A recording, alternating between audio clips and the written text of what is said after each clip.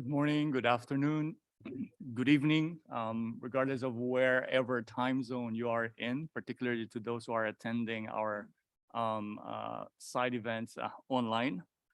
Welcome to this side event entitled Responding to Food Crisis, Three Pioneering Examples of Building Resilience Through Diversity. I am Oliver Oliveras. I'm the Interim Executive Director of the Global Alliance for the Future of Food, which is a strategic alliance of philanthropic foundations working for the transformation of our food systems. Thank you for taking time out to join us and do this important side event. And I'd like to do a quick shout out to more than 100 registered participants who are joining us in the virtual platform, and to many of you who are also here in the room. Just keep going. The door is open. Just come in. But before we start, I'd like to mention some house rules. A few announcements. Kindly note that this event is being recorded, and we hope that that's totally fine with you. The event will also be running in English, but we have a few of our speakers may be speaking in other language. We have simultaneous translation happening in French and Spanish. And to our speakers and those who are asking questions later on the floor, please bear in mind that not everyone are native English speakers, so kindly speak a bit slowly. So it allows people to better understand what we are trying to convey when we talk. And to our speakers, we'd like to request you to kindly stay with us, at least those who are online, to stay with us until the Q&A session, if that's okay. And if that is not possible, at least for the next 5 minutes after your conversation, after your presentation, so we can at least ask a few questions if there are any, particularly concerning what you have just presented. And please be mindful of time. For our keynote speakers as well, you have 5 to 7 minutes maximum to make your intervention. To our online participants, hi there. Kindly make sure that you log in using your names and your organization. It's always nice to know who's around the table. And kindly use also the chat box for some technical problems or issues. But if you have questions, please use the Q&A box to type in your questions as the event proceeds. Our colleagues, Sonia and Chantal here, will be tracking these questions that are posted in the Q&A box and select a few which we can ask in the Q&A segment. Our apologies in advance if we are not able to pose your questions, but we are encouraging our speakers, particularly those who are joining us online, to also respond directly to the questions in the Q&A box whenever possible, so we can cover as much questions as possible during this very limited time that we have together. I hope that's clear for all. Now, on the subject of the side event, in the last decade, calls to transform our food and agricultural systems have grown louder. I'd like to hope that the reason for this is that we're getting better at systems thinking, understanding the ways in which everything is interconnected, especially when it comes to food, our health, and the planet. But as a pragmatist, I know that recognition of the importance of food systems also comes because of the crisis we face. COVID-19 further underscored the fragility of our global food systems as people scrambled to put a meal on the table amidst lockdowns and supply chain disruptions. More recently, the Ukraine and Russia war has had devastating effects on food security and highlights the inextricable link between food systems and fossil fuel-dominated energy sector. It has sparked a third food price crisis in 15 years. World food prices reached record highs in March 2022 and remain at critical levels, hitting food insecure countries and populations hard. Food systems around the world have proven highly vulnerable to these shocks through their dependency on costly chemical inputs and highly specialized commodity production, over-reliance on imports of staple foods, and the ongoing cycles of poverty, climate change, and conflict that leave millions of people on the brink of hunger, if not starvation. But we should not despair. Some countries rise to the occasion and take critical steps to mitigate the crisis and build resilience against future shocks. In today's CFS side event, we will highlight and uplift these examples, from farmer-managed seed systems to the replacement of chemical inputs with agroecological practices. In seemingly dark moments where bad news come one after the other, we need to have some beacons of hope, some shining light to inspire us and give us hope that indeed genuine food systems transformation takes place when diverse people, networks, and actions intersect across silos and sectors. So without further ado, let's kickstart the conversation.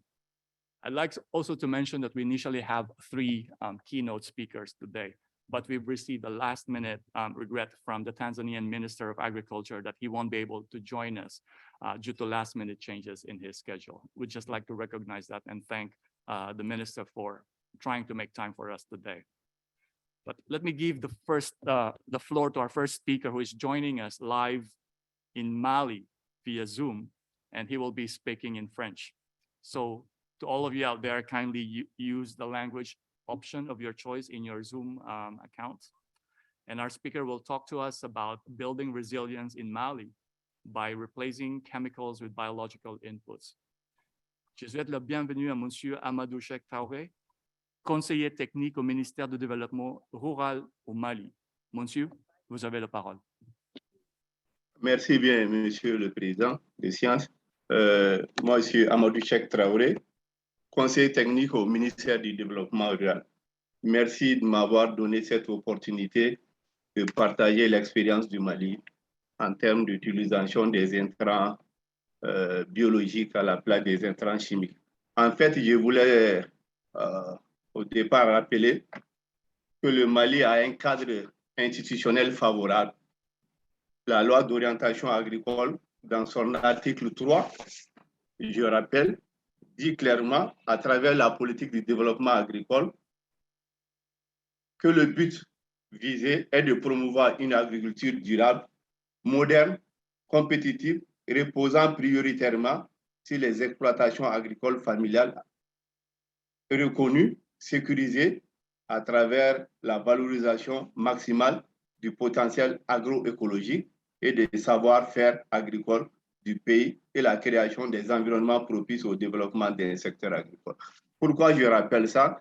C'est pour simplement dire que les textes politiques, les documents politiques et législatifs, effectivement, prévoient déjà de penser à l'utilisation des intrants agricoles non chimiques, notamment la fumure organique et d'autres intrants biologiques. Donc, à ce titre, il est bon de noter également que la politique sémencière pour développer la résistance des producteurs est en cours de révision. L'ancienne politique qui était en vigueur ne prévoyait pas, en fait, sinon ne prenait pas en compte ce qu'on appelle les paysans, les semences paysannes. Donc, on a relu, on a intégré dans la nouvelle politique les semences paysannes pour donner plus de vigueur pour pouvoir utiliser au maximum les semences d'origine végétale surtout qui sont utilisées par les paysans. Par ailleurs, je rappelle que chaque année, l'État malien accorde des subventions aux producteurs. Donc, cette année, vu le contexte, la flambée du prix des intrants agricoles liés à la guerre en Ukraine, en Europe, également la pandémie de Covid-19, donc l'État a décidé de mettre orienter la subvention vers les engrais organiques industriels. Donc, d'habitude, la grande majorité de la subvention allait vers les intrants chimiques, les engrais chimiques. Donc, cette année, on a mis plus de 60% du montant alloué à la subvention des engrais ont été vraiment accordés aux engrais organiques industriels. Ça, c'est une innovation. L'autre innovation, c'est qu'il y a beaucoup de dynamiques qui sont en cours, des initiatives qui sont en train d'être prises pour mettre à échelle les bonnes pratiques agricoles qui demandent moins d'intrants chimiques. Il est important de souligner cet aspect. Si on voit le coût des intrants agricoles, ça veut dire que quelque part,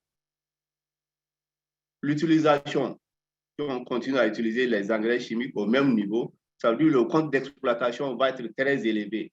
Donc, le coût des produits va être très élevé et sans compter toutes les questions d'écologie, toutes les questions de dégradation des ressources, de pollution, etc.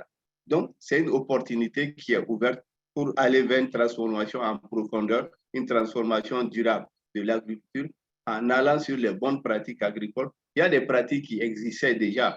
Il faut les renforcer, il faut les documenter et il faut les pratiquer et continuer à les mettre à échelle. Il y a également des initiatives qui sont en cours pour élaborer une stratégie nationale de promotion de l'agroécologie. Je sais que certains pays ont déjà élaboré leur stratégie. Au Mali, la réflexion est également en cours pour pouvoir élaborer une stratégie nationale qui permet d'institutionnaliser les pratiques d'agroécologie. Donc, il y a beaucoup de centres de formation qui sont en train d'être renforcés en termes de capacité pour que les agents d'appui conseil, les vulgarisateurs qui vont sortir intègrent déjà cette notion d'agroécologie, surtout de l'utilisation maximum d'engrais organiques. Pour être complet là-dessus, il est également important de rappeler en termes de gestion de la fertilité des sols que des programmes et des projets sont en cours pour aider les producteurs, parce que la grande majorité des producteurs au Mali, quand on prend la loi d'orientation agricole, sont des exploitations agricoles familiales. Je veux dire que les exploitations agricoles familiales, les petites exploitations, constituent plus de 80% des producteurs. Donc, le reste, c'est des entreprises agricoles. C'est pourquoi beaucoup d'efforts sont consentis pour accompagner ces exploitations agricoles majoritaires qui doivent aider à faire de l'agriculture une agriculture durable, en même temps faire de l'agriculture le moteur de l'économie pour un développement durable. Donc, tous les textes législatifs réglementaires prévoient effectivement d'utiliser les engrais organiques. Donc, à ce niveau, il n'y a pas de grand problème. Maintenant, dans la pratique, comme je l'ai dit, il y a des choses qui existent. Il faut trouver des façons de les mettre à échelle, surtout des années à venir, d'accroître la production des engrais organiques au niveau des unités de façon locale et également utiliser les semences résistantes, qui sont des semences paysannes, et développer des variétés qui sont plus résilientes et qui permettent aux producteurs d'utiliser moins d'intrants agricoles, maintenir la fertilité des sols pour réduire le coût des comptes d'exploitation. Voilà rapidement ce que je voulais partager avec vous. Et la loi, je l'ai dit, la politique sur les semences, la politique sémencière est en cours de relecture. Ça va nous permettre d'intégrer beaucoup de choses pour utiliser des semences qui sont mieux adaptées à cette situation. Donc, les projets, programmes accompagnent l'État dans ce dispositif. Les PTF ont également leur place. Donc, c'est pourquoi quand vous prenez le cadre, la loi d'orientation agricole, il y a effectivement le rôle de chaque acteur est défini. Les collectivités, l'État, le secteur privé, la profession agricole, chacun a un rôle à jouer pour la transformation en profondeur de l'agriculture de façon durable en mettant moins d'accent sur les intrants chimiques. Merci pour votre bonne compréhension. Je vous remercie. Merci beaucoup, M. Traoré. Est-ce que vous pouvez rester avec nous aujourd'hui jusqu'à la fin de la réunion? Il y a peut-être quelques questions qui pourront être posées pour vous alors. Il n'y a pas de souci, je suis avec. Merci beaucoup. Merci beaucoup. So we've heard soil fertility management, community-based, local seed systems. We could see all these links together. Agroecological practices often emerge as practical response to social, political, or ecological crisis faced by rural communities and rural social movements. But we will also hear today from our speaker from Mexico, supporting, as part of their response to crisis, supporting agroecological transition as part of their crisis response package. So our next speaker will speak in Spanish. So please turn on your language option button. Demos la bienvenida a nuestro segundo orador, Santiago Arguello, del Ministro de Agricultura de México. Señor, tiene 7 minutos por intervención. Gracias, Oliver. Pues muy buenos días a toda la audiencia. Esta mañana queremos compartir cómo México ha respondido justamente a la crisis en precios que hemos visto pues con inflación, no solamente en alimentos, pero en insumos agrícolas. Quisiera empezar diciendo que alineado, desde luego, nuestro Plan Nacional de Desarrollo, en nuestro programa sectorial, en la Secretaría de Agricultura de México, el pasado 4 de mayo, el presidente Andrés Manuel López Obrador y el secretario del ramo, Víctor Villalobos, anunciaron un paquete contra la inflación y la carestía, que consiste prácticamente en 4 pilares. El primero, que tiene que ver con la producción, que es donde hemos iniciado una transición agroecológica, como ya se dijo, no solamente pensando a corto plazo en mitigar la inflación en los alimentos, pero creemos verdaderamente que es el camino hacia donde tenemos que transformar nuestros sistemas agroalimentarios para mitigar costos de producción, para recuperar nuestros suelos vivos y desde luego para tener producción de alimentos de manera sostenible como la población lo va requiriendo, sin ampliar la frontera agrícola. En esa parte me voy a concentrar más, pero también tenemos los demás 3 pilares que son importantes para la estrategia. El segundo tiene que ver con distribución, el tercero tiene que ver con medidas de comercio exterior y el cuarto con otras medidas importantes relacionadas a reservas país. En cuanto al primer pilar de producción, quiero comentar que ha sido fundamental un esfuerzo que ha hecho el gobierno de México, que ha instruido el señor presidente, para estabilizar los precios de los combustibles en el muy corto plazo, gasolina, diésel, así como poner precios de referencia para el gas LP y la electricidad. En esto, pues el gobierno ha hecho un esfuerzo extraordinario con estímulos fiscales por más de 21.500 millones de dólares, así como refrendar un programa que ya se tenía para la energía agrícola con una tarifa especial importante para equipos de bombeos, en donde también estamos recuperando pues todos estos pozos y distritos de riego que hoy con la sequía pues también los permisos de siembra se han limitado en granos básicos en particular y necesitamos optimizar este recurso agua desde luego a través sí de la tecnificación en la parcela, del riego, pero también hemos encontrado un área de oportunidad que no habíamos visto con claridad en desasolves de pozos, en renovar equipos de bombeo, motores de alta eficiencia, todo lo que nos permita reducir, optimizar el recurso agua, pero también reducir costo de producción. Por otro lado, ha sido fundamental, aun cuando nuestro programa sectorial ya tenía definido un incremento en las metas de autosuficiencia alimentaria en granos básicos, como maíz, que es importante para nuestra tortilla, base de nuestra alimentación, frijol, trigo, arroz. Ahora ha sido muy notorio y hemos puesto un sentido de urgencia y para esto contamos con 2 programas importantes, Producción para el Bienestar, que pues hace también un esfuerzo de atender a más de 2 millones de productores pequeños con estímulos directos, favoreciendo el autoconsumo, pero también creemos que hay oportunidad para generar excedentes que permitan abastecer, sobre todo en los mismos centros de consumo, a estos alimentos que requerimos. Por otro lado, Precios de Garantía tiene la facultad de garantizar al menos el costo de producción y se ha actualizado junto con los incrementos de costos, pues estos precios de garantía del productor. Creemos que junto con ello ha sido importante en una transición sana hacia biofertilizantes o fertilizantes de base orgánica, también mantener la transición de los fertilizantes de base sintética. Y en esto tenemos un programa importante, también con un esfuerzo donde hemos atendido ya a 700,000 productores y el año que viene se incrementa a 2 millones de productores beneficiarios en todo el país de granos básicos, con un esfuerzo de más de 250 millones de dólares, facilitando el acceso a fertilizantes gratuitos en el caso de las poblaciones vulnerables, zonas de pueblos originarios o pequeños productores. Y en el caso de productores medianos y grandes, estamos junto con la Asociación Nacional de Comercializadores y Productores de Fertilizantes, que es la iniciativa privada. Estamos facilitando compras consolidadas con apoyo en garantías líquidas para accesar estos fertilizantes en tiempo y forma, sobre todo de acuerdo a los ciclos siembra, que aquí tenemos el ciclo primavera-verano y el otoño-invierno, importante.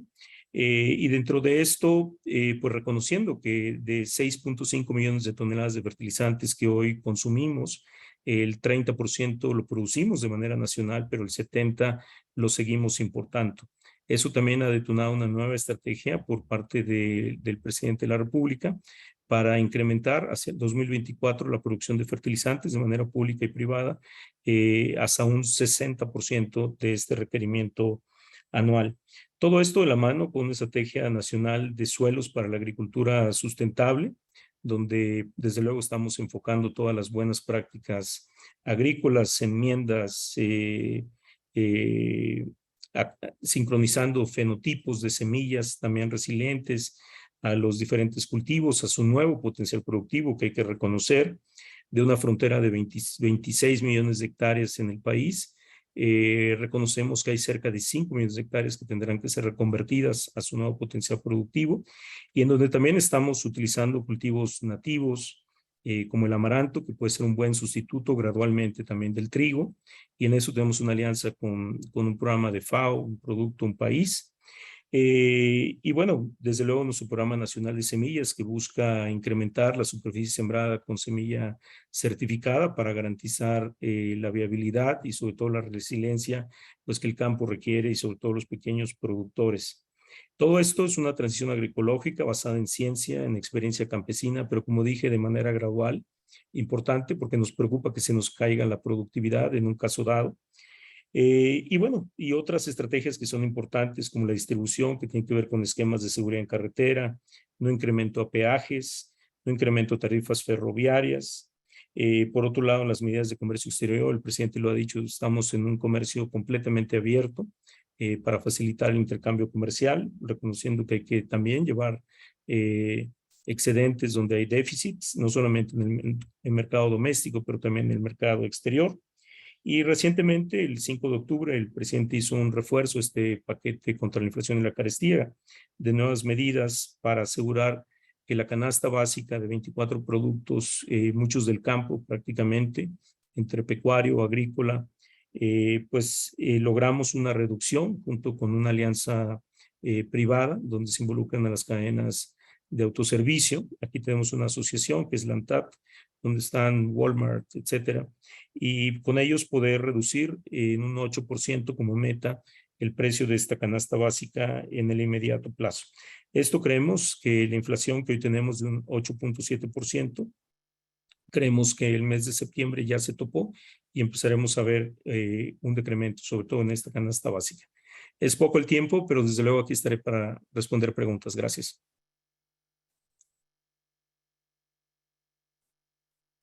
Muchas gracias, señora Gala, por compartir con nosotros la iniciativa mexicana. Could we request you to then kindly stay with us for until the end of the session as we generate and collect some of the questions from the floor. We can now turn over to our discussants here. I'd like to welcome you both, Irish and Mamadou. So you've heard different presentations we have today, and it would be interesting to see what your take on this. We've heard examples both from Africa, but also from Latin America. And Irish, who's from Irish Bagilat here, welcome, is from the Asian Farmers Association for Sustainable Rural Development. From where you are sitting as a farmer and as a network of farmers organizations in Asia, what do farmers need and expect from governments in response to this crisis? Yeah, thank you, Oliver, and good afternoon, everyone. Thank you to the organizers for inviting us, the Asian Farmers Association for Sustainable Rural Development.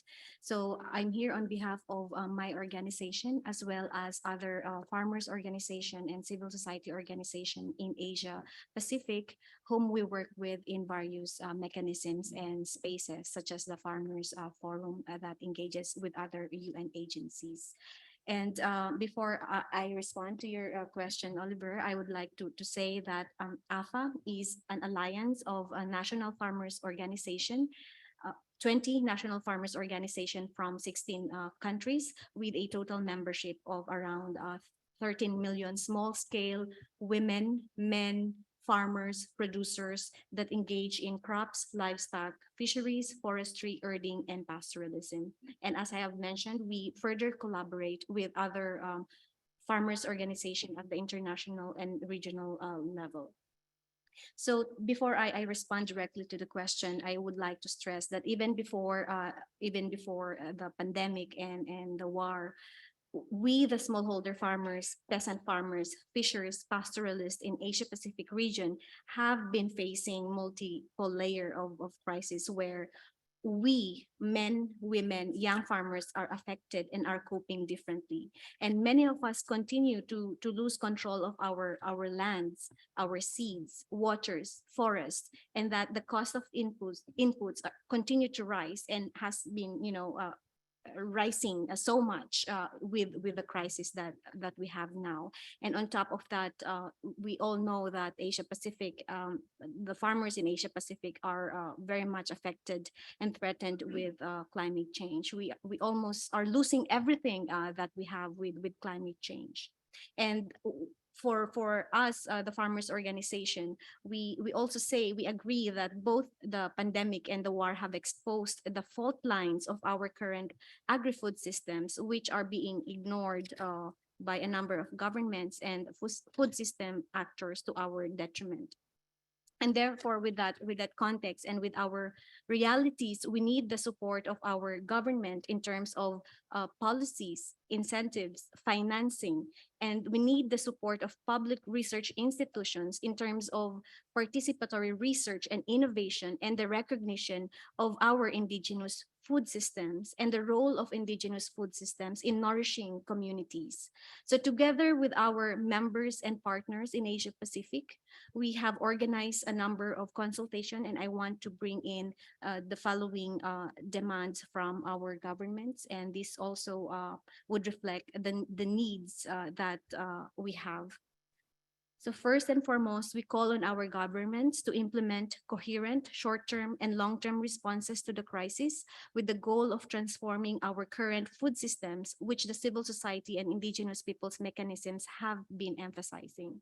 And we call on our governments to ensure our access to inputs for the coming agricultural season, and prioritizing domestically available resources such as indigenous seeds and biofertilizers, which we have also heard as a response in Latin America. And also we need support in energy efficient technologies such as solar powered water pumps and fuel to support our fishing boats. And we call on our governments to enact social protection measures for women farmers and fishers who were excluded by many government in the previous response program because they weren't recognized as farmers merely because they don't have land titles, and they were not in the registries of government. And that the proportion of women farmers that have been affected by the crisis and the role of women farmers play are something that should no longer be ignored. And also we call on our government to encourage local procurement through our cooperatives where they exist and partnership with other local organizations, farmers organizations in the implementation of humanitarian food assistance, as this will have multiple outcome. It can facilitate the strengthening of local food systems, it can foster access to markets, and are very much beneficial to smallholder producers. Moreover, we call on our governments to include traditional foods which provide region-specific opportunities, and demand for traditional food, which is very much relevant in Asia and the Pacific region. And this will also help us diversify our livelihood. And we call on our governments to transform food systems through agroecology. With agroecology, our rights to access and control over land and productive resources are ensured. Agroecology is able to deliver simultaneously in terms of better incomes, more diverse, healthy diets, a healthier environment, and a more resilient and sustainable production systems and more empowered farming sector. And we know, and I think it has also been emphasized earlier, that it improves soil health and fertility. It can restore degraded land and thereby prevents the need for further deforestation. And I want also to emphasize that through agroecology, our knowledge are recognized, and we can foster co-creation of knowledge through agroecology.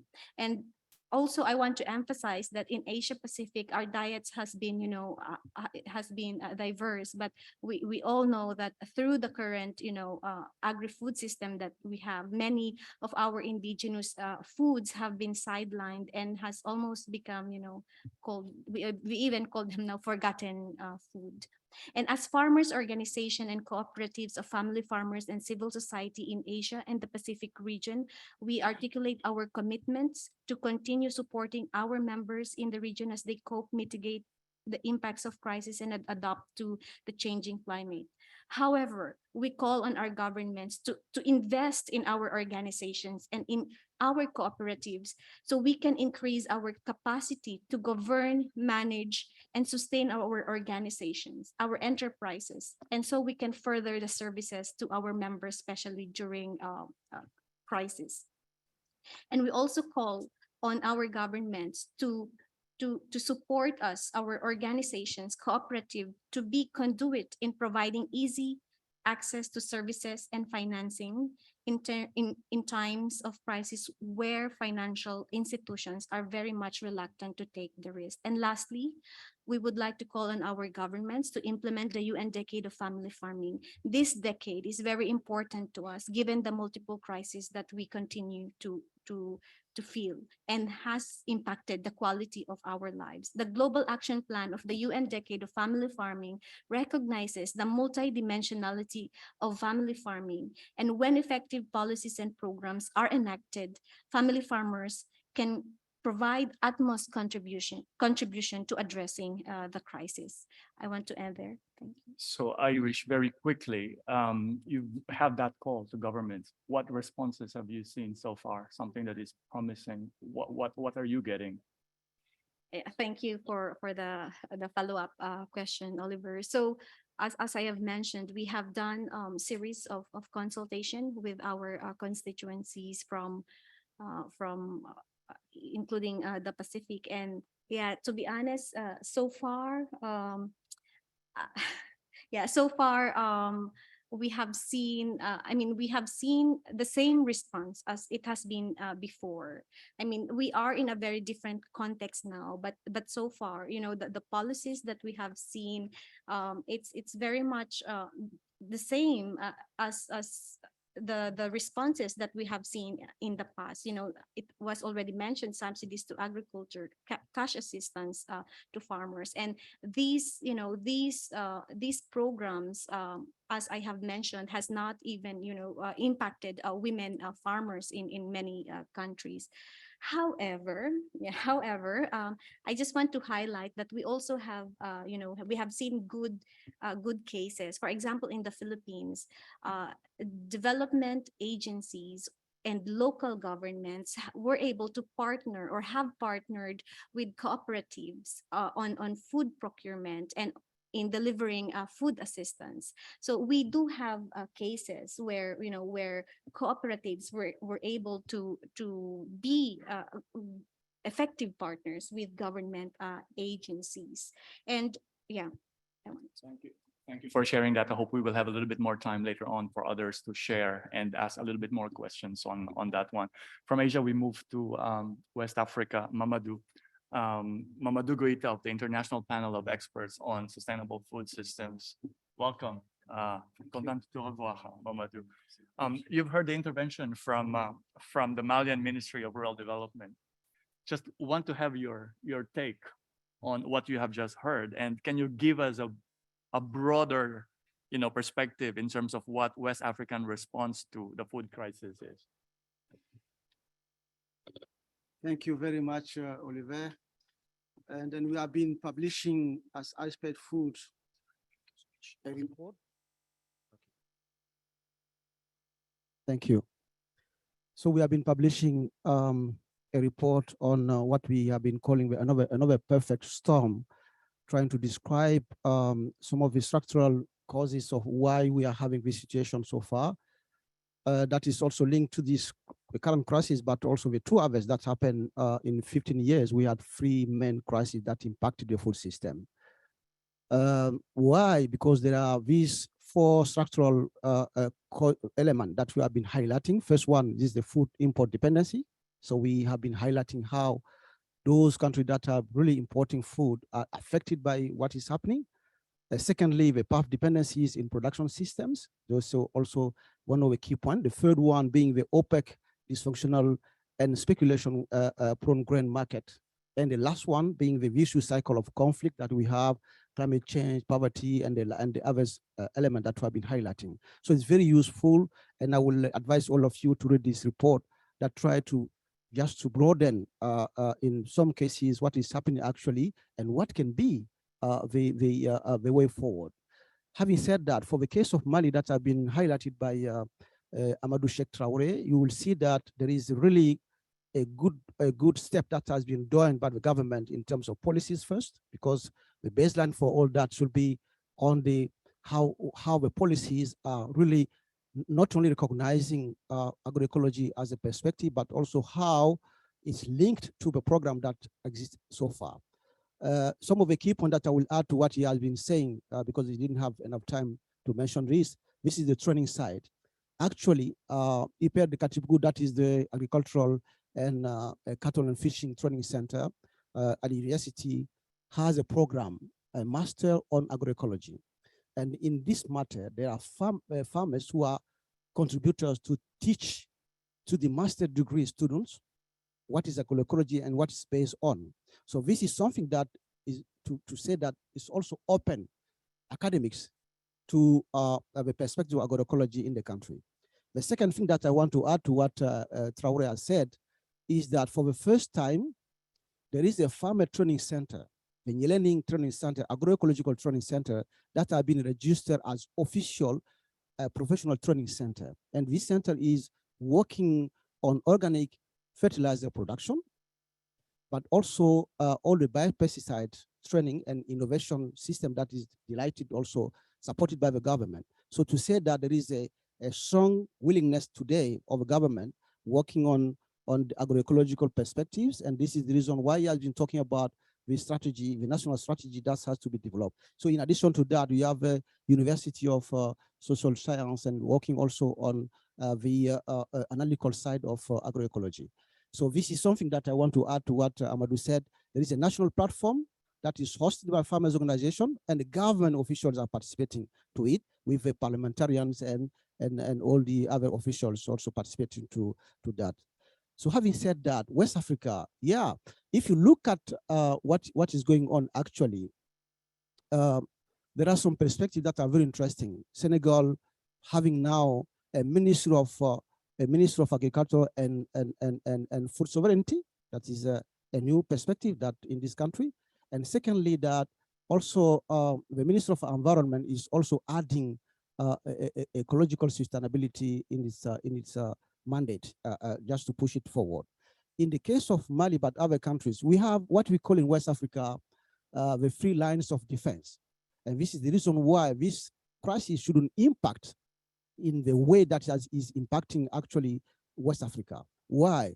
Because we have 3 key tools that exist in the region, and that is provided also some of the what we call the grain reserves in the region. The first level of defense is at farmers level. So we have grain stocks that all farmers have. Usually in some of the regions, some of the part of my country, for instance, you will find that there are 4 years of reserve that people were preserving in the Dogon area, for instance. The minimum is 4 years reserve that they'll have in the grain stock storage place, just to prevent this kind of crisis that will come in. Secondly, the second level of defense that we call is at national level. We have what we call the national stock reserves that are dedicated also to protect in different crises. It can be related to drought and other things, but also this kind of war that is happening in the international market that shouldn't impact what we have actually at home. And this level has 5% of the reserve is dedicated to what we call the Solidarity Grand Reserve. That is dedicated for other neighboring countries in the same region who will be facing problems. And the last line of defense is what we call the Regional Food Reserve. And the Regional Food Reserve is supposed that to protect the whole 15 countries in West Africa against this kind of crisis. So if you look at that, what can be done today is to have this political will on rebuilding this scaling up of a food reserve. Secondly, just to take agroecology as the guidelines, the line of production system, upstream and downstream. How can we access to the resources in a proper way, looking at the agroecological perspective, resource control by the country in a sovereign way. Secondly, how the post-harvest losses are controlled in using some of the key traditional way that we have, but also improving them in the sense of protecting, but also to emphasize on what we call the territorial markets, because the dysfunctionality that we have in the global market is one of the key points that you need to address. It's the opaque system that cannot allow to know who is detaining which reserve, because you cannot imagine that the crisis on wheat is impacting my country where we don't eat too much wheat. The biggest foodstuff in my country is millet and sorghum. How can you just imagine that wheat being in a way of lacking at the international market is impacting also the food system in my country, because it's a system that is on place. So the territorial market support by government in reframing the way that they are contributing to the food system is also one key point that we need to address.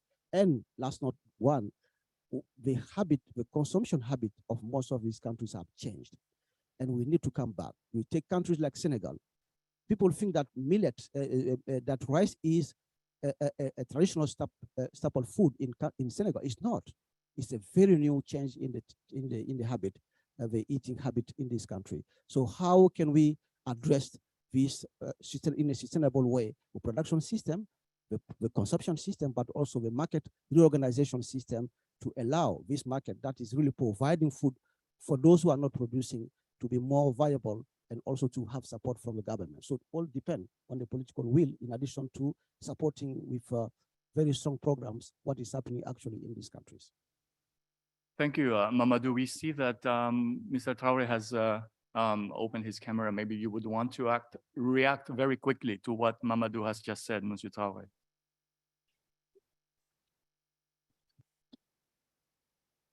Going once? Oui, bon, c'est juste pour compléter et dire également, c'est en termes de renforcement des systèmes alimentaires, en plus de l'utilisation des engrais organiques, en plus de l'agroécologie, on doit aller vers la diversification de la production agricole. Vous voyez, le Mali a beaucoup de potentialités en termes de diversification agricole. Nous mettons beaucoup d'accent sur les productions maraîchères et nous développons présentement des techniques alternatives avec des approches comme la GIPD, gestion intégrée de la production et des déprédateurs, et d'autres schémas d'assolement en rotation, surtout quand on va dans des grands bassins de production. Nous essayons de mettre en place des systèmes de culture qu'on met en rotation et que les cultures puissent bénéficier, les cultures qui sont en tête de rotation puissent bénéficier des arrière-effets des plantes qu'on met en tête, là où on apporte beaucoup d'engrais organiques. Bon, il y a également toute une stratégie. On a ce qu'on appelle un plan national d'irrigation de proximité pour la maîtrise de l'eau. Parce que dans un contexte de changement climatique, la maîtrise de l'eau est extrêmement importante. C'est pourquoi récemment, on a adopté ce qu'on appelle la politique nationale de l'eau agricole. Parce qu'il y a de l'eau de façon générale, et la gestion de l'eau agricole a des spécificités. Donc, le plan national d'irrigation de proximité nous aide souvent à contrecarrer, sinon à faire en sorte qu'il y ait moins de stress hydrique. Surtout, nous constatons qu'avec le changement climatique, à un moment donné, une plante a besoin seulement d'une petite quantité d'eau pour boucler son cycle. Donc, si on est dans une zone où il y a des capacités, il y a la possibilité d'apporter un peu d'eau pour sauver, on le fait. Donc, il y a ce schéma aussi qui est en train d'être mis en place. Donc, il y a des défis, hein, les défis sont énormes. Aujourd'hui, c'est vrai, il y a la biomasse, il y a des choses qu'on peut transformer en engrais organique, mais comment aller à une grande production industrielle d'engrais organiques pour satisfaire les besoins à ce niveau?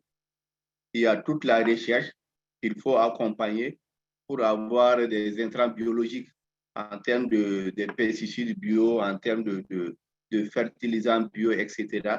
Donc, c'est des choses qui doivent être renforcées. Et puis, il y a également l'institutionnalisation et la formation continue de la grande majorité des producteurs. C'est vrai que c'est l'agroécologie, on peut considérer que c'est une pratique ancienne, mais qu'on doit améliorer, on doit tenir compte des changements climatiques. Il y a des choses qu'on doit renforcer, améliorer. Même souvent, si les producteurs ont des connaissances, il faut quand même documenter ces connaissances-là. Voilà rapidement ce que je voulais ajouter à ce que M. Goïta avait dit. Merci bien. Thank you very much. I would like to acknowledge that we also have our guest speaker from Mexico with us. I know that there is a question there in the chat box. Maybe we would want to hear from you, Santiago, in terms of the response that you have given onto the person who asked the question in the chat box, just to make sure that you are still with us, and also to bridge the virtual and the participant here in person. Should I just repeat the question? Yes, please, Sonia. So the question was how the government is maintaining resilience of smallholder farming systems in terms of indigenous seeds of local origin.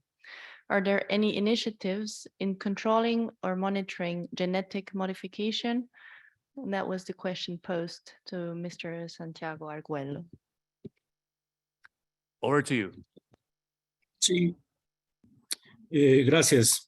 Sí, mencionaba justamente en el chat que tenemos el Programa Nacional de Semillas, que considera la conservación a través de lotes semilleros, pero también la protección, el uso sustentable y la multiplicación de las variedades nativas.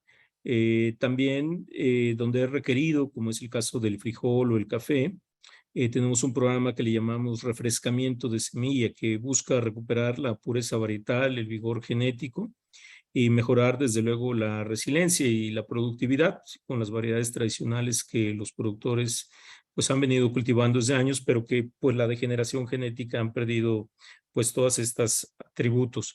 Entonces eso estamos recuperando y desde luego mejora consistentemente la resiliencia. Esto, como mencioné, siempre de la mano y en complemento de los programas prioritarios y estratégicos para nosotros, en donde el programa que fomenta el autoconsumo y generación de excedentes en productividad en granos básicos, inclusive nuestro sistema Milpa con granos básicos intercalados con vegetales y en algunos casos con frutales, que es el sistema MIAF, pues tan solo ahí tenemos 50% de los beneficiarios son pueblos originarios.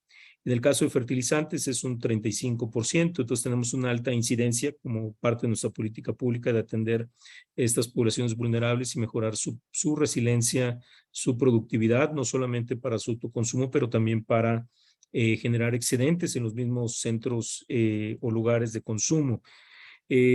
Todo esto creemos firmemente que tiene que ser de la mano con una estrategia nacional de suelos, fundamental para mitigar la dependencia de insumos externos. Desde luego, como dije, creemos que tiene que ser gradual, no puede ser de la noche a la mañana porque se nos caería la productividad, pero en ese proceso estamos y desde luego muy apegados también a análisis de suelos. Y la última parte de la pregunta es importante decir que en el caso de materiales relacionados a materiales genéticamente modificados, existe una ley para su regulación y monitoreo, aunque actualmente a partir de un decreto presidencial en diciembre del 2020, la producción nacional de cualquier material genéticamente modificado está prohibido. Así que creemos también que en muchos cultivos no es necesario utilizar estos materiales genéticamente modificados. Simplemente, caso maíz, por ejemplo, tenemos híbridos alineando el genotipo con el potencial productivo. Caso sureste de México, podemos incrementar o duplicar la productividad y con eso lograr nuestras metas de autosuficiencia alimentaria en el corto y mediano plazo. Gracias. Thank you very much. I'd like to call on our third discussant, Carlo Fado of Bioversity SIAD, and he's joining us via Zoom. Ciao Carlo, grazie di essere collegati con noi. You've heard that some of the questions and some of the points being raised here are around diversity and resilience, or seeds. My question to you is, which seed policy reform is needed in Africa, for instance, in support of an agroecological transition through, let's say, farmer-managed seed system? Thank you. I think this is a really an important question, and it's not an easy one, and it takes and probably it needs to understand a little bit where we are heading with the transition towards agroecology. If we imagine systems where we have multiple crops, even for example 6-7 crops rotation schemes, you have trees on farm, maybe you have improved forages, you have staples, you have fruits and vegetables. We've heard before about the nutrition and the importance to also improve nutrition. In other words, when we want to plan for a system where that address the climate crisis, the soil degradation crisis, the nutrition crisis, and we think that diversity is an important ingredient for that, all of these require seeds. In the end, it all starts from seeds. And obviously, the seed laws and the policies affect what the farmers can or cannot do. And the majority of the seed policies, and particularly in Africa, are still geared towards achieving the goal of food security, which obviously it's a very important one. And it's very important that farmers can actually, the people, the urban, the rural population can actually eat enough food. But as we have learned, and that's probably one of the reasons of the transition, that is not enough. And each of the very different crops, each of the different trees, each of the different forage, each of the different elements that constitute the transition to agroecology needs to have good planting material. Now, the policies are not geared towards that. The policies are geared towards achieving the goal of green revolution. So they talk about replacing the traditional seeds, replacing the traditional crops. In many countries, it's still illegal for farmers to make a business out of those traditional seeds, because only seeds that are registered can be traded. And that not only reduces the opportunities for the farmers to make business and to improve their livelihood, but also reduce the opportunity for the system to transition towards agroecology. So the way I see it is that the seed laws, the seed policies need to pass. It's an essential ingredient in order to achieve the transition to a more agroecological systems. And obviously, all this needs to change. I think in many countries there are positive elements. In many countries, for example, there is recognition that the traditional seeds and the traditional culture and the indigenous culture associated to biodiversity, it's something that is even in some cases constitutionally protected. There are other countries like, for example, Uganda, where farmer-based seed systems are actually recognized in the new seed laws. But that is not enough. Even examples like, for example, the quality declared seeds, which is a way to strengthen the capacity of the farmers to produce seeds, it's geared towards promoting improved varieties. As a matter of fact, one can only use a stamp of quality for quality declared seeds if they are on improved varieties, and not if they are traditional varieties. And so you end up having, for example, community seed banks that are multiplying and producing seeds of improved varieties for more business orientation, and seeds of traditional varieties for more spreading in the community. And one is exactly the same quality because it's exactly the same people that are making those seeds, but one can be sold with the label and the nice packaging, and the other can only be sold in baskets. so that's the first thing that needs to change. There is a need to recognize and to identify ways for traditional varieties and traditional crops to be registered so that they can also enter into this commercial pathway. Because at the end of the day, transition to agroecology will only work if there is opportunities for improving livelihood and income, particularly in the smallholder farmers. The second element is the minor species. These are not really regulated generally, so it's a little bit of a laissez-faire. And when you discuss with policymakers, they say, yeah, but what do you want? There is no regulation, there is no restriction, the farmers can do what they want. This is not the point. The point is that if we imagine again a system that has to be commercially viable also from a certain point of view and needs to be based on the principle of more biodiversity, even those minor crops need to have quality seed of high quality. And so it's not just enough to say you can do what you want. You probably need to develop policies that will support the farmers to improve the quality of those seeds. And that entails, of course, greater investment in research, greater investment in these neglected and underutilized species or orphan crops, as they're often referred.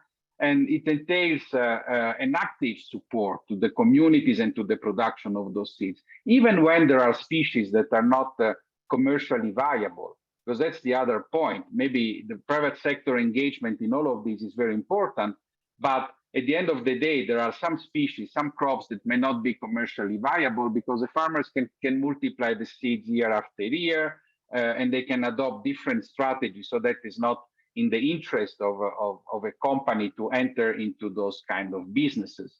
And yet they are important for the sustainability, the resilience, the food and nutrition security of the smallholder farmers community. And so they need to be supported, maybe in this case through private public funding and public support.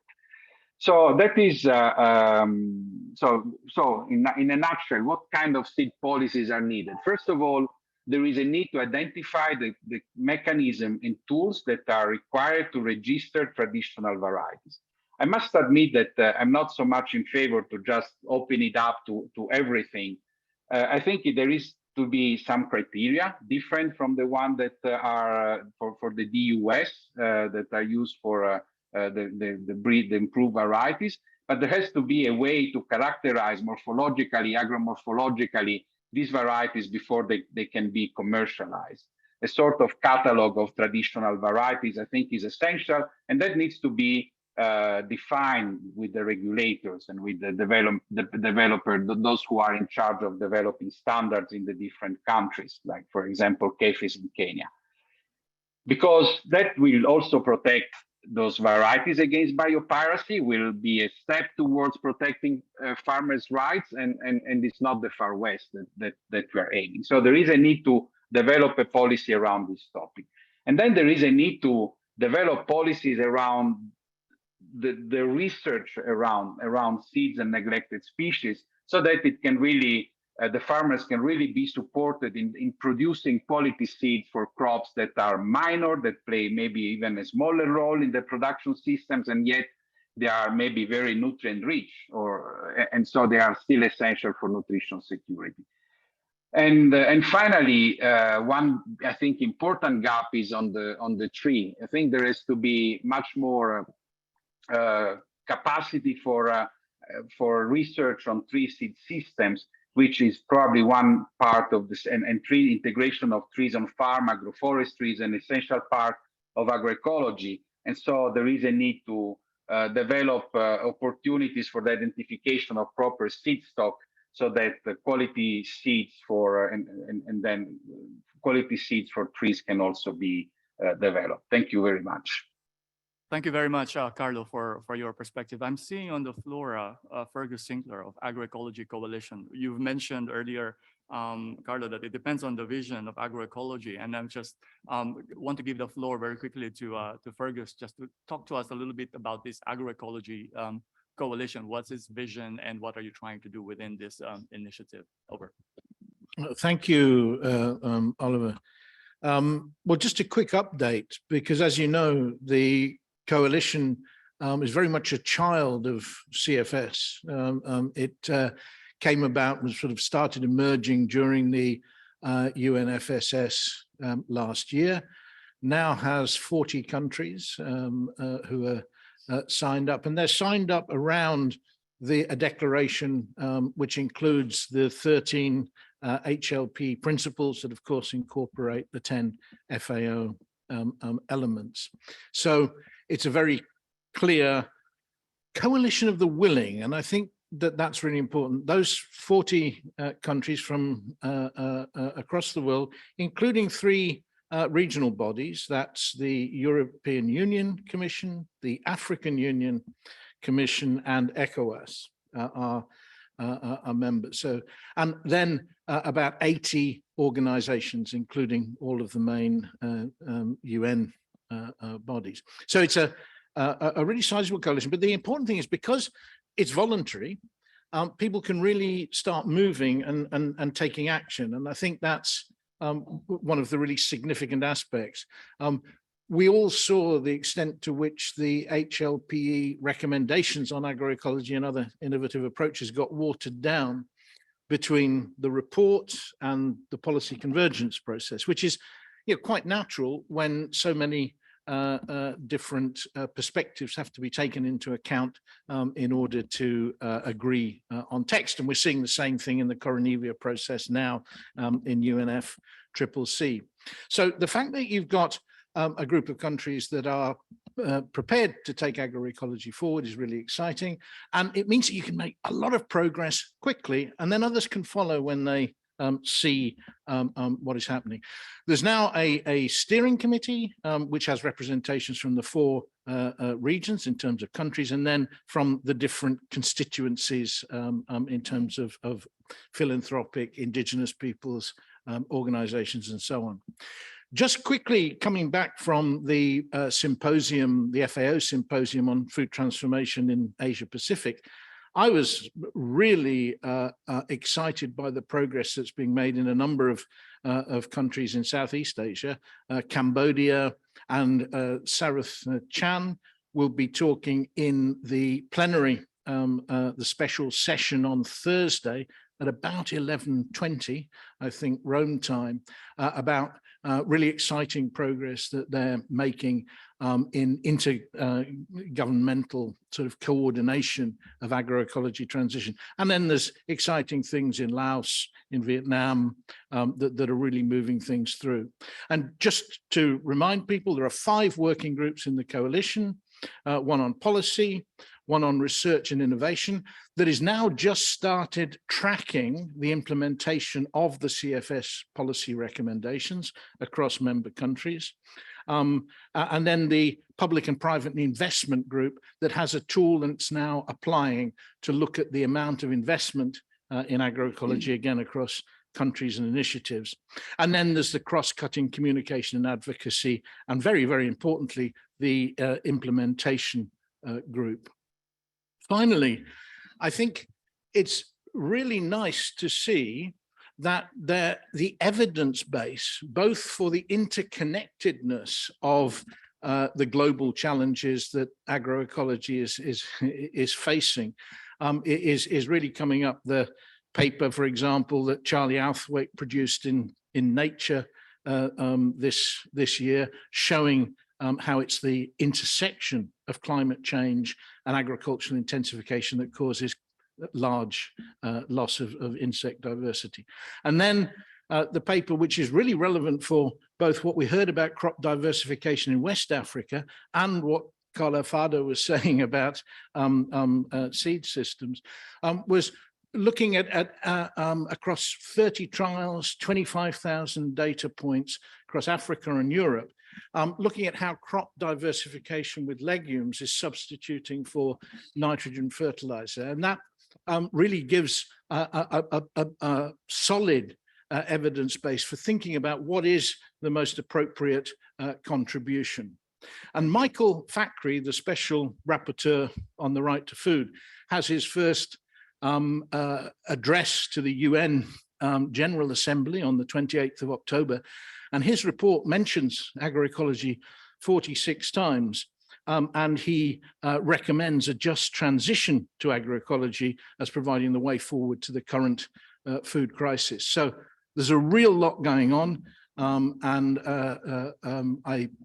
this event, I hope, will be part of what takes that forward. Thanks very much for that. And speaking of transition, let us transition now to the Q&A section of the conversation today. I think we have a couple of questions online. I'd like to call on you, Sonia. Maybe you could hear them, and if you could mention to whom those questions are addressed to, so we could proceed directly. Over. Thank you, Oliver.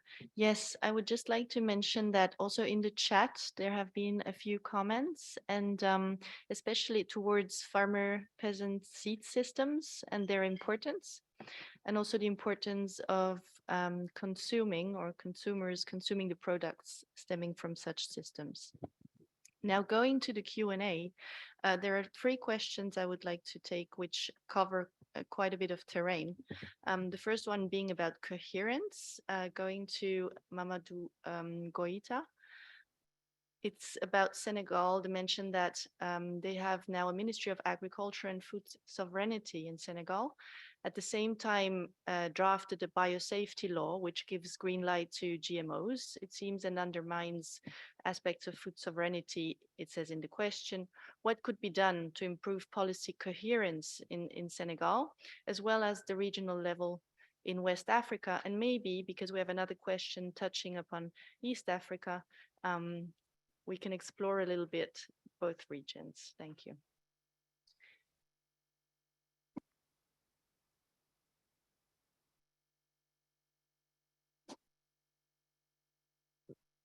Je vais parler en français pour répondre à cette question, parce que je suis sûr que la personne qui a posé comprend bien les 2 langues famara, mais je vais réagir en français. Je crois que le cas du Sénégal est un cas assez controversé actuellement, avec beaucoup d'engagement du président de la République sur la question de l'agroécologie, parce qu'il avait dit que son programme agricole va être vraiment axé sur l'agroécologie, ce qui a été un pas important il y a quelques années pour la société civile sénégalaise, notamment la DITAES, qui est la dynamique sur la transition agroécologique au Sénégal, de miser sur un certain nombre d'événements majeurs que le Sénégal organise depuis des années, les journées agroécologiques, et de préparer des documents extrêmement importants pour le pays dans le cadre de la politique agricole de ce pays-là. Alors, on était tous surpris que le Sénégal a été considéré comme, en tout cas, un des pays champions de l'Afrique de l'Ouest en matière de défense de la transition agroécologique, et qui d'un coup, alors je rappelle aussi que le sommet régional, le forum régional de l'Afrique s'est déroulé au Sénégal en 2015 par la FAO, donc qui a été aussi un point important de départ.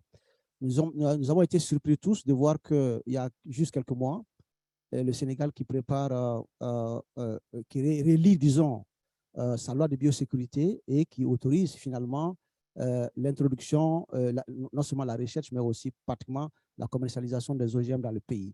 C'est propre à beaucoup de pays africains globalement, mais aussi de l'Afrique de l'Ouest. Le Sénégal vient, et disons le Kenya vient encore de mettre le pavé à la mare en autorisant la commercialisation aussi du maïs transgénique, mais aussi d'autres choses. Donc, c'est dans la même lignée. C'est cette incohérence que nous avons par rapport à l'ambition que les pays peuvent avoir dans certains cas au niveau des politiques publiques, mais qui ne se donnent pas les moyens de les mettre en œuvre. Donc, quand il y a un découplage entre la volonté politique de mettre en place une politique publique et les moyens qu'ils doivent mettre en œuvre, notamment les programmes et les projets, on assiste à ce que le Sénégal a connu aujourd'hui. Parce que la plupart de ces pays-là, de l'Afrique de l'Ouest, dont fait partie aussi le Mali, nous avons des politiques, mais en tout cas, on va demander à des États tiers de financer ces politiques publiques-là. Donc, chaque pays venant avec sa conditionnalité, et le fait aussi que par opportunisme, des rencontres, des événements de coopération bilatérale, multilatérale, les États prennent n'importe quel projet. Donc, on ne peut pas développer une agriculture dans un cadre d'un système durable avec des projets. Les projets ne sont que des outils. Mais nous avons cru pendant longtemps, en Afrique de l'Ouest particulièrement, que le projet va développer notre agriculture. C'est frustrant, c'est conditionné, et encore les résultats sont ceux que nous avons assistés aujourd'hui pour le Sénégal. Donc, il va dans une perspective extraordinaire de dynamique sur l'agroécologie, qui est en train d'organiser la société civile en train de se battre pour mettre en place les outils, mais qui tout d'un coup va autoriser les OGM qui vont complètement déstabiliser la biodiversité de ces pays-là. Parce qu'on connaît la fragilité de l'écosystème sénégalais et par rapport à tout ce qui s'est passé ces dernières années, qui fait partie des pays du Sahel. Et donc, cette autorisation est en train d'être prise en charge par les sociétés civiles, mais aussi d'autres acteurs, pour voir dans quelle mesure arrêter la dynamique. Je crois que le document est allé un peu loin, mais n'est pas à un stade où il est déjà promulgué. Et donc, il y a encore de la place pour que les gens puissent comprendre. Parce qu'il y a un groupe de chercheurs qui a élaboré ce document-là. Ils ont enfreint à toutes les règles internationales en matière d'élaboration de lois de biosécurité. Parce que les acteurs majeurs n'ont pas été associés à cette élaboration. Et donc, il s'agit d'un groupe de chercheurs, je pèse mes mots, parce qu'ils sont ressortis pour bombarder le monde avec les argumentations qui ne tiennent pas. Et je crois que nous venons d'écrire, la société civile sénégalaise a fait un communiqué que nous encourageons. Je vais demander à Famara, qui est certainement en ligne, d'envoyer ce communiqué qu'on va distribuer ici à Rome et qui implique bien les enjeux liés à cette décision de l'État sénégalais, qui pour le moment n'est pas opérationnel, mais doit être arrêté par rapport à l'ambition que le pays a mise sur la transition agroécologique et pour lesquelles le Sénégal est aujourd'hui félicité par tout le monde. Donc, c'est une incohérence des politiques publiques. Autant nous avons des incohérences horizontales, verticales dans ces documents, nous avons aussi des incohérences horizontales vis-à-vis des autres instruments politiques que le Sénégal a aujourd'hui. Donc, c'est une incohérence qui doit être dénoncée à la hauteur de souhait et la société civile sénégalaise est bien mobilisée pour faire ce travail-là en appui et puis aussi avec la société civile, avec l'appui de la société civile ouest-africaine et des instituts de recherche qui ont engagé beaucoup de travaux sur l'agroécologie. Thank you very much, Mamadou, for that. I'd like to open the floor. Any questions from any of our participants in person? Yes, please. Please recognize, mention your name and your organization. Yes, thank you, Mr. Chairman. Florence Egalio in Habitat. My comments, questions were directed both to Irish and also would like to express our appreciation of Mamadou Goita's mention of territorial markets. My question to Irish was whether there has been attempts to systematically couple what Mamadou was also mentioning, contacts with urban consumers to promote an increase in demand to create a market. This has worked fairly well in Ecuador or other countries. The other issue is that of cash vouchers. In many of the countries, people are given cash vouchers for social issues, nutrition program, education, whatever. Then they go and spend it in the local supermarket, and it undermines the capacity of the local market. People can't sell their things any longer. So I think it would be very interesting to see how to link these vouchers with the kind you should buy local products, preferably organic, agroecological production, et cetera, et cetera. Thank you. Okay, yeah, thank you for the question. So I would respond within the context of cooperatives and how farmers cooperatives were able to link rural farmers and urban consumers. So although it differs from country to country in Asia, but there are already initiatives where agricultural cooperatives were able to initiate, have very similar concept here. We have cooperative marts, co-op marts in the Philippines, for example, and it's starting in other countries as well in Asia Pacific. So this is one way for us, farmers organization and agricultural cooperatives, to be able to actually bridge or be able to reach to urban consumers as a group. And then another thing that I wanted to emphasize is if it's done individually by farmers, so far, it doesn't become like in a big scale. That's why we have always been, calling on policies to enable, cooperatives to have this capacity to actually, link with urban consumers. And because of the pandemic, we have seen also some initiatives within our members, exploring how e-commerce can actually, enable them to also reach to urban consumers. And we have seen it work, although it's in very really small, a number of countries. But in Laos, we have seen that strong farmers organization were able to, to partner with companies to come up with their own softwares and be able to, to reach the market that they want to reach. And in the Philippines, it's also starting. So yeah, I think e-commerce can be one tool that the farmers organization and cooperatives can take advantage of. But of course, there is the issue of control. So for AFA, we call on, strengthening, investing directly on farmers organizations so they can take advantage of the available tools to reach the market. Thanks, Irish. Any more questions from the floor? Yes, the gentleman behind, and then the lady in front of him. Thank you. My name is Jackson Buzingo from Tanzania. I'm working with agroforestry generation communities. My question is, we all know that the future of food is agroecology. So when shall we begin to stop, to grow food by using poison, chemical fertilizers, pesticides, because they contribute a lot in soil degradation. I cannot mention some countries, but in my country, for example, Tanzania, it contributes a lot. And I know in some countries as well. So my question is that, when shall we start to work with nature? Thank you.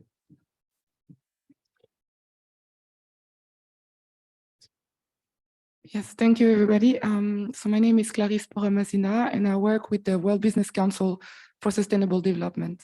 My question is regarding the comments on developing crops that are not necessarily commercially viable if they are good for the environment, for people, and for healthy health outcomes. I was just wondering, what is the role of true cost accounting when we produce food? And how do you ensure that these negative externalities that some of these crops have are included in the final price so that the healthier and more sustainable crops are more accessible? And how can policy help enable this? Thanks. Thank you. I think, Carlo, the point that you made about orphan crops and those that are not, would you like to give it a go, this question on the true cost accounting, and any comment on the gentleman before the question? Yeah, I think that the true cost accounting could be a mechanism, and I'm actually working on an initiative on the nature positive agriculture where the true cost accounting is part of it. So I had quite study around it. My concern is that the true cost accounting is very demanding in terms of data collection, and so it's very. What we need, I think, is to have a mechanism that is easy for the government to monitor. It's basically what it says is that, okay, you have the cost of agriculture as it is explicit, then you have the externalities. When you add those externalities, they could be social, they could be public health, they could be environmental. The cost of food will go very much up. In the UK, in the US, for example, it's 3 times more. The problem is that to collect all of this data takes a lot of time, and it's labor, and it's intensive, and it's costly. And the idea is that you need something quite agile to allow the government to measure whether you are reducing those externalities or not through your policy interventions. So I think that it's a great tool, and we are testing it now. We are trying to simplifying it. But when you consider the complexity of collecting the data, it needs to be explored further. And I think that the orphan crops, the neglected and underutilized species, whatever you want to call them, need to be part of a revived research agenda which needs to be participatory, which needs to involve the farmers and the indigenous communities, because they are the one that hold the knowledge around those crops and around those systems. But they also require, if we want them to have a greater place in an agroecological system, they also probably need the science to better understand them and to maybe explore opportunities to enhance whatever traits are considered important for improvement. So I think there is really a need to boost participatory research, and that needs to be promoted by policies as well as by national research institutions. Thanks, Carlo. We have probably last question from the Q&A box before we wrap up the session and turn over the floor to Simon. Thank you. This last question is about the donor community. We've heard from a lot of participants that their governments are supporting a transition to agroecological systems and aim for ecological food system transformation. How is the international donor community responding to this? As of today, big donors are primarily supporting agricultural systems that still include and promote chemical inputs and hybrid seeds, including gene technology and other patented technologies. Has this changed by chance, or do you see a shift in funding structures by these big donors? Do we have anybody here from the bilateral, multilateral organization to respond to those questions? What I could share is from the philanthropic sector, for instance, there's a lot of, there is a growing call for the philanthropic community to support and promote regenerative agriculture and other sustainable practices. And I think a number of those philanthropic organizations are responding positively. The Global Alliance for the Future of Food, for instance, is a network of around 30 philanthropic foundations who are trying to promote sustainable food systems and using grant-making approaches, their own grant-making as a tool to leverage and use that resources to be able to promote sustainable food systems approaches. We also heard, well, this morning we have a session on philanthropic foundation mechanism. One of the speakers is from Agroecology Fund, which is basically trying to crowdsource various funding and various donors to rally behind local initiatives to further disseminate and support local level initiatives on that are supportive and promotive of agroecology. I think the time of crisis is a very good opportunity to really highlight the fact that we need longer term solutions for that. And this is precisely what regenerative sustainable agricultural approaches and agroecology is offering. And I think this is a good occasion to make sure that we're thinking more in a longer term horizon rather than short term fixes. But the philanthropic community is just the whole resources combined is just a drop in the ocean.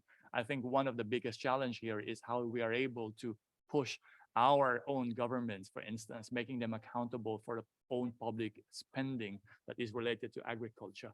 Often we think when in the area of research, we always turn to big international research organizations, but the CGIAR, for example, only quote unquote represents a percentage of that, but a huge resources in terms of public spending on research would need to be mobilized. And so that is, I think, one of the challenges.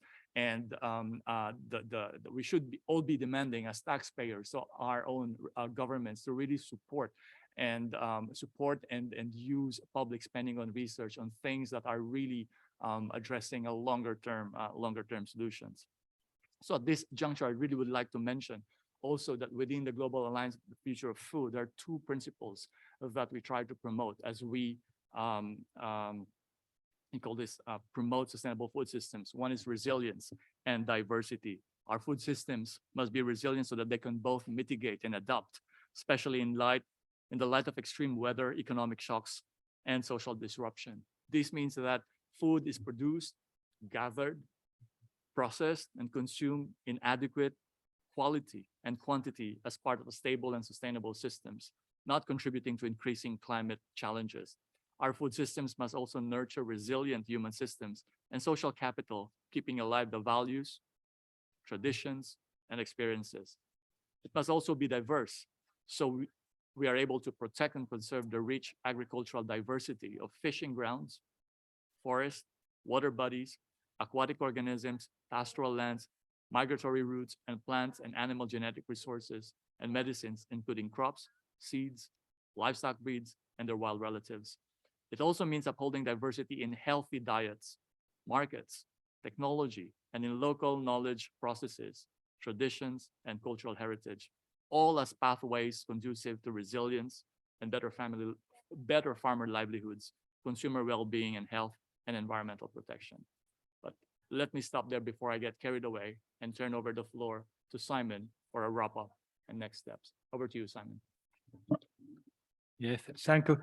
I have the difficult task now to summarize in 3 minutes only the content of these very rich inputs and very rich discussions.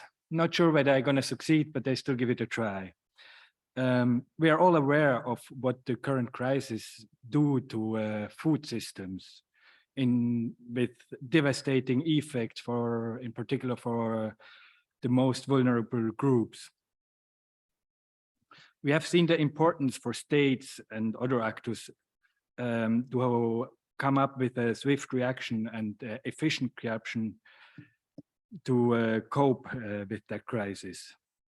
And the positive news is some examples show that the crisis can even be an opportunity and serve as a driver for an agroecological transformation of food systems.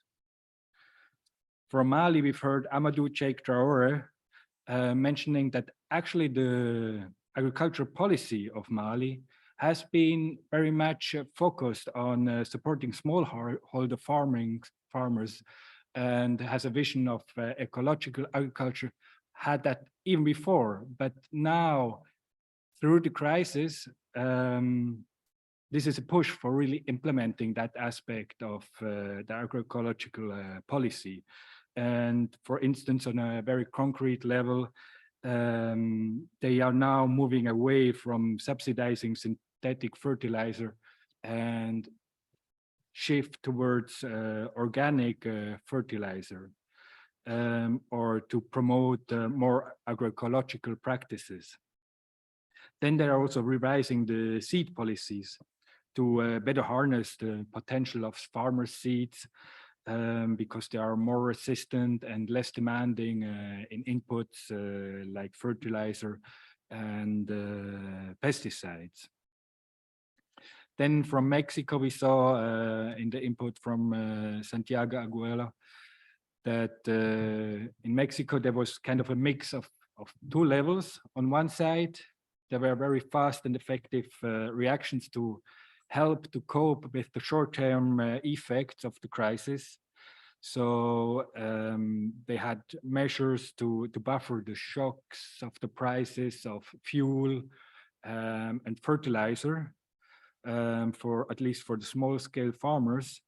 But at the same time, they also work on getting less dependent on this input and make the whole system more resilient for future crises. And he showed how important it is to have this mix of intervention levels.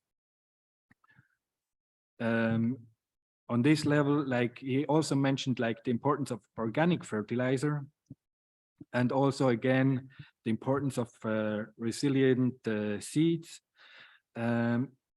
In particular, like of native crops that are more resilient again than the usual 4 to 6 very intensively cultivated crops that dominate the world.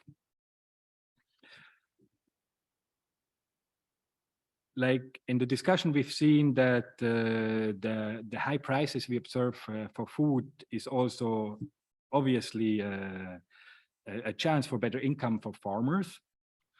At the same time, there are also high input prices, which is a problem for farmers, but at the same time can be an incentive to move away from synthetic input-driven systems of agriculture towards more agroecological agriculture, and give a comparative advantage to farmers who actually do practice these new approaches. But this potential, it will not come automatically. We need interventions from states and others to actually harness that potential. And very important is that states also adapt their policies and implement them effectively. And then we need also to support small scale farmers, so they can have a more interesting access to the market for them, and also build their capacity not only to practice better agroecological practices, but also build their capacity to get the strength to actually have a say in the policy in their countries. So that would be very important for agroecological transformation, because you can't do it for the farmers, but you have to do it with the farmers, or the farmers have to be supported to actually do it. Then we were repeatedly reminded of the importance of seeds, because everything starts with the seeds. We don't have agriculture without seeds. And at the same time, the kind of seeds we cultivate is very decisive for the kind of agriculture we're doing. So with the seed we're planting, we're deciding how much fertilizer, how much pesticides we're going to need. And what was also said, like it's important that the states engage more in seeds and not just leave it to the big companies, but that they also, for instance, in particular when it comes to these neglected or minor species, that they give some support for them, and even more important, that they revise their policy to give more room to farmer seeds.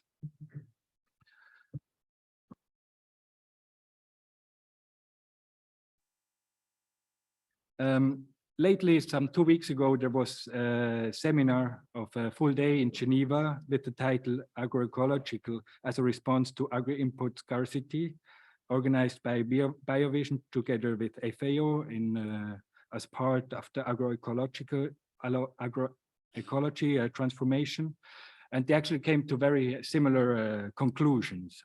So I hope that will be followed up in the agroecology coalition, and I hope very much that we also have you on board. To not lose what has been discussed today, we're also going to prepare a little report that we're going to share with everybody that registered. I don't know whether we have the email addresses of the participants sitting here, so maybe you should take care for that. And also share the recordings. So hopefully that can be useful for our joint work in the future to work to these objectives. Thank you very much. And again, thank you very much to everyone, for those participating virtually and here in the room. Have a wonderful afternoon. Thank you.